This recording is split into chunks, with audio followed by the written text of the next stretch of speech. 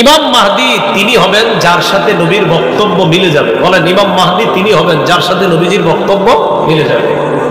তো নবীজির বক্তব্য আমরা মিলাই। ইবনে মাজার 4083 নম্বর হাদিসের বর্ণনা। عن أبي سعيد الخدري رضي الله تعالى عنه أن رسول الله صلى الله عليه وسلم قال يكون في أمتي المهدي إن قصر فسبع وإلا فتسع। আল্লাহ নবী বলেন, মাহদি আমার উম্মতের মধ্য থেকেই হবে। মাহদি দুনিয়ার মধ্যে 7 বছর অথবা 9 বছর রাজত্ব করবে। কয় বছর বলেন তো? মাহদি এই উম্মতের মধ্য থেকেই হবে, রাজত্ব করবে কয় বছর? 7 বছর অথবা 9 বছর। বাস একটা ধারণা পাইলাম আমরা। এবার আরেকটা ধারণা, মাহদি পুরো পৃথিবীতে ইনসাফ এবং ন্যায় বিচার প্রতিষ্ঠিত করবে। পুরো পৃথিবীতে ইনসাফ ন্যায় বিচার প্রতিষ্ঠিত করবে। আবু দাউদ শরীফের 4285 নম্বর হাদিসের বর্ণনা, 4285 এই হাদিসের মধ্যে আসছে। এটার বর্ণনাকারী আবু সাঈদ খুদরি রাদিয়াল্লাহু তাআলা আন্না রাসূলুল্লাহ সাল্লাল্লাহু আলাইহি ওয়াসাল্লাম قال, নবীজি বলেন, আল মাহদিয়্যু মিন্নি, মাহদি হবে আমার বংশের। মাহদি হবে আমার বংশের। এরপর আল্লাহ নবী বলেন, আমার বংশের মাহদি হবে। মাহদি যখন দুনিয়ার মধ্যে আসবে, আসার পর আজলাল জাবহা, কপালটার দিকে তাকাইবা, তাকায় দেখবা মাহদির কপালটা হবে চওড়া উজ্জ্বল। আকনাল আনফি, নাকটা হবে উঁচু। মাহদির কপাল হবে উজ্জ্বল, নাক হবে উঁচু।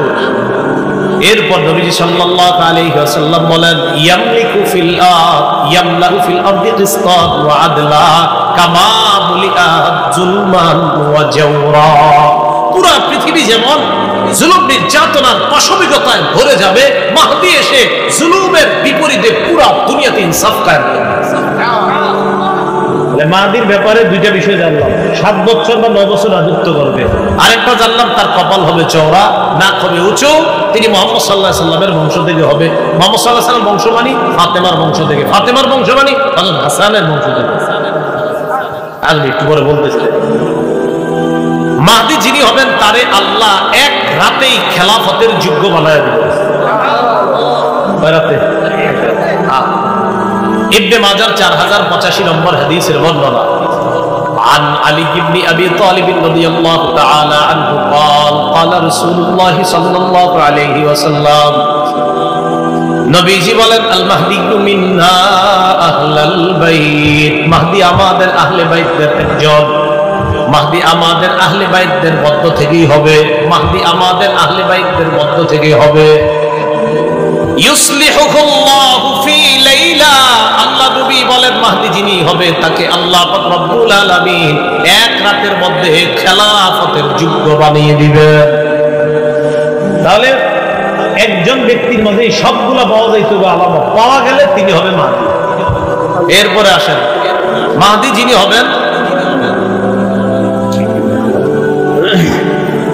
বলছিলাম যিনি মাহদি হবেন তাকে আল্লাহ এক রাতে খেলাফতের যোগ্য বানাবেন। এই কথাগুলো কেন বলার প্রয়োজনীয়তা দেখা দিচ্ছে? ফেসবুকটা যারা ব্যবহার করেন, এত বেশি আপনারা এগুলো লেখালেখি করেন, মনে হয় যে ইমাম মাহদি কালকে সকালে যাবে, এরকম একটা। অনেকে তো আগামী মানে বিভিন্ন শুক্রবারে কিয়ামত নিয়ে আসেন, মানে এই একটা বিষয়। আপনার যে বিষয়গুলো আমরা একটু সতর্ক থাকবো। ইবনে মাজার 4086 নম্বর হাদিসের বর্ণনা। সাঈদ ইবনুল মুসাইয়াব বলেন, আমরা আম্মাজান উম্মে সালামা রাদিয়াল্লাহু তাআলা আনহার সামনে মাহদির আলোচনা করলাম। আম্মাজান উম্মে সালামা বললেন, সামিআতু রাসূলুল্লাহ সাল্লাল্লাহু আলাইহি ওয়াসাল্লাম ইয়াকুল, আল মাহদিয়্যু মিন ওয়ালাদি ফাতিমা, মাহদি ফাতেমার বংশের হবে। আমার বংশের ফাতেমা, ফাতেমার বংশের মাহদি। আবু দাউদ শরীফের 4292 নম্বর হাদিসের বর্ণনা। হযরত আলী একদিন হাসানের দিকে তাকাইছে, আলী হাসানের দিকে তাকাইছে। তাকানোর পর বললেন নিজের সন্তানের ব্যাপারে, ইন্না ইবনি হাদা সাইয়্যিদুন কামা সাম্মাহু নবী সাল্লাল্লাহু আলাইহি সাল্লাম, আমার এই সন্তান হাসান জান্নাতের যুবকদের সর্দার, যেমন নবীজি সাল্লাল্লাহু আলাইহি সাল্লাম বলেছেন। এরপরে বললেন, وسيخرج رجل من صلبه يسمى باسم نبيكم محمد صلى الله عليه وسلم আমার এই সন্তান হাসানের বংশ থেকে এমন একজন ব্যক্তির আবির্ভাব ঘটবে, এমন এক ব্যক্তি বের হবে যে ব্যক্তির নাম তোমাদের নবীর নামে রাখা হবে, যার নামটা তোমাদের নবীর নামে রাখা হবে। ইউশবিহুহু ফি খুলকিহি, তার চরিত্রটা নবীর চরিত্রের মতো হবে, তার চরিত্রটা নবীর চরিত্রের মতো হবে, এমন এক ব্যক্তির আবির্ভাব ঘটবে। আবু দাউদ শরীফের 4282 নম্বর হাদিসের মধ্যে আছে, ক্বালা রাসূলুল্লাহ সাল্লাল্লাহু আলাইহি ওয়াসাল্লাম ইউআতিউ ইসমুহু ইসমি ওয়া ইসমু আবিহি ইসমু আবি, মাহদির নাম হবে আমার নামে, মাহদির আব্বার নাম হবে আমার আব্বার নামে।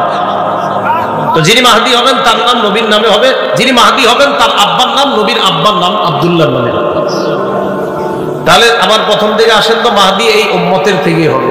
মাহদি 7 বছর বা 9 বছর রাজত্ব করবে, মাহদির কপাল হবে চওড়া, মাহদির নাক হবে উঁচু, মাহদিকে এক রাতে আল্লাহ খেলাফতের যোগ্য বানাবেন, মাহদি পুরা পৃথিবীতে ইনসাফ প্রতিষ্ঠিত করবেন। মাহদি হযরত ফাতেমা তথা হযরত হাসান রাদিয়াল্লাহু তাআলা আনহুর বংশ থেকে হবেন। মাহদির নাম হবে আমাদের নবীর নামে, আর মাহদি যিনি হবেন তার আব্বার নাম হবে আমাদের নবীর আব্বার নামে। মাহদির রাজত্বকালে কি পরিমাণ সম্পদ হবে? ইবনে মাজার 4083 নম্বর হাদিসের বর্ণনার মধ্যে রাসূলুল্লাহ সাল্লাল্লাহু আলাইহি সাল্লাম বলেন, ফাতানআমু ফীহি উম্মতি নি'মাতান লাম ইয়ানআমু মিসলাহা ক্বাত্তু, মাহদির সময় আমার উম্মত এত পরিমাণ সম্পদের মালিক হবে, প্রাচুর্যের মালিক হবে, এই পরিমাণ প্রাচুর্যের মালিক তারা আগে কখনো হয় নাই। মাহদির সময় এত পরিমাণ সম্পদের মালিক হবে। জমিন তার ভূগর্ভে, জমিনের পেটে যত দামি সম্পদ সব বের করে দিয়ে দিবে, নাও নাও মানুষ নাও। ওয়ালা তাদাখিরু মিনহা শাইআ, জমিন কিছু জমা করে রাখবে না। নবীজি বলেন ওয়াল মালু ইয়াউমাইদিন কুদুস, ওই জামানায় সম্পদ স্তূপ স্তূপ করে পড়া থাকবে। ফায়াকুমুর রাজুলু, সম্পদের সামনে এক ব্যক্তি দাঁড়ায় বলবে, ইয়া মাহদি আতিনি, ও মাহদি আমারে কিছু সম্পদ দাও। মাহদি বলবে, খুঁজ, আপনার যা মন চায়, যত পরিমাণ মন চায় সম্পদ নিয়ে যান। ওই জামানায় পুরা পৃথিবীতে এত পরিমাণ সম্পদ হবে, সম্পদের স্তূপ হবে। মাহদি সম্পদের স্তূপের সামনে কোনো ব্যক্তি দাঁড়ায় বলবে, আমারে সম্পদ দাও। মাহদি বলবে, যা মন চায়, যত পরিমাণ মন চায় সম্পদ নিয়ে যান। এই অবস্থা হবে তখন।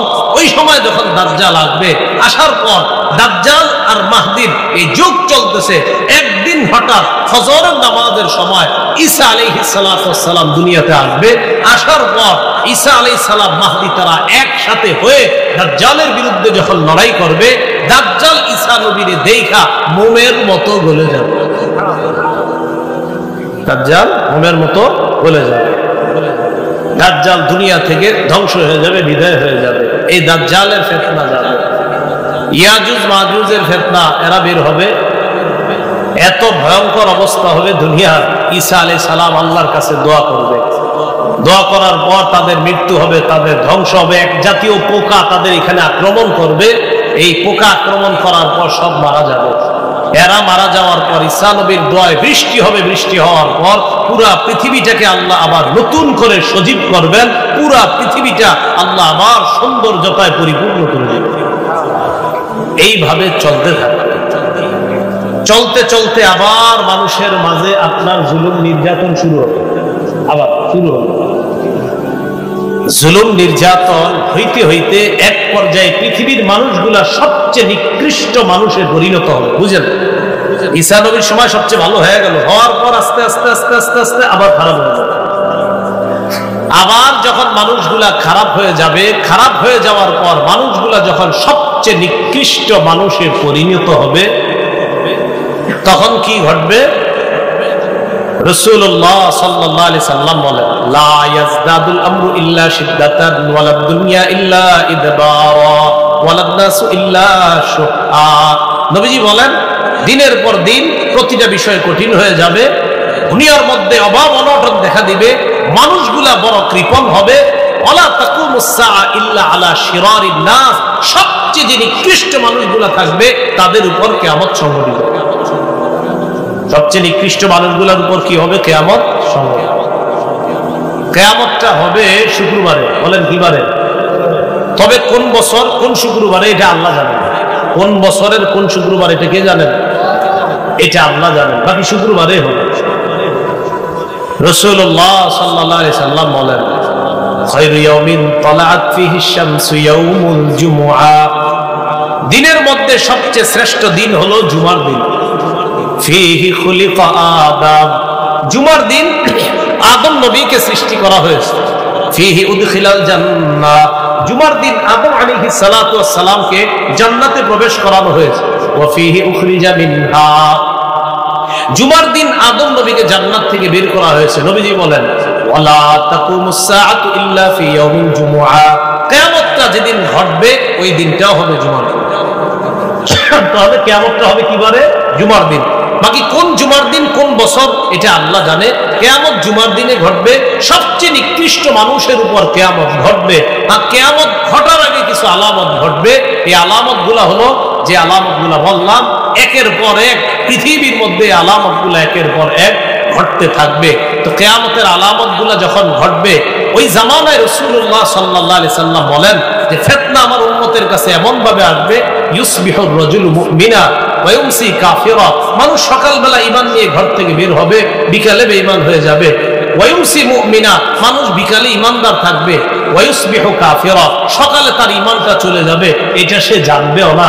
এমন একটা পরিস্থিতি ছয়ে যাবে আমার উম্মতের জন্য। তো ওই কঠিন মুহূর্তগুলা, ফিতনাগুলো এখনই আমাদের উপর একের পর এক আসতেছে, আবার যাচ্ছে। এই সময়ে ইমানের উপর অটল থাকাটা, এটাই হবে জীবনের সবচেয়ে চ্যালেঞ্জের বিষয়, যে ঈমান নিয়ে বাঁচতে পারা, ঈমান নিয়ে মরতে পারা। আল্লাহ রাব্বুল আলামিন আমাদের সকলকে কিয়ামতের আগে যে ঘটনাগুলা ঘটবে, এই জাতীয় ঘটনা যেন আমাদেরকে ঈমান থেকে দূরে সরায়া দিতে না পারে, আল্লাহ আমাদের সকলকে মজবুতির সাথে ঈমানের উপর অটল থাকার তৌফিক দান করেন। আমিন। আখিরু দাওয়ানা আলহামদুলিল্লাহি রাব্বিল আলামিন।